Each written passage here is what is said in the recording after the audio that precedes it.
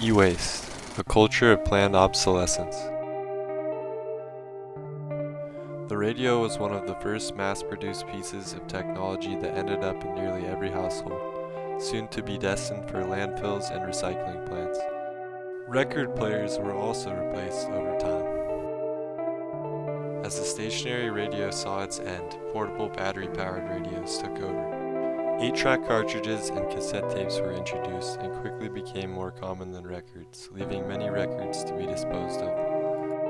Cassettes followed suit of records and were gradually replaced by CDs. Retro computers were once modern computers in an ever-fluctuating market that eventually led them to all be replaced and outgrown. A vast majority of these older computers ended up in landfills and computer scrapyards. As computers became more portable, faster, sleeker, their earlier versions lost their perceived value and likely ended up in landfills.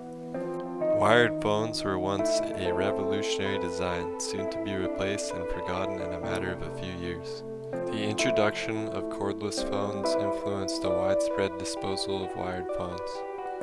As computers evolved at a faster and faster rate, the frequent disposal of technology became more widely accepted and commonplace. Cordless phones were soon replaced by cell phones, then smartphones, following a similar pattern of planned obsolescence as computers. TVs and video game consoles also saw a similar fate as other popular evolving tech. As many other modern tech industries and markets repeat the historical process of increasingly disposing of once new technology at a faster and faster rate, what will the future look like? And/or how can we plan for it and educate ourselves and others? In a world with new tech more frequently being released and disposed of, how can we aim to be more conscious of our own impact on the environment, as well as large companies? In a world where lack of accountability for the environment from companies and humanity as a collective becomes more commonplace, it is crucial to do our parts and/or at least attempt to make less of an impact where we can.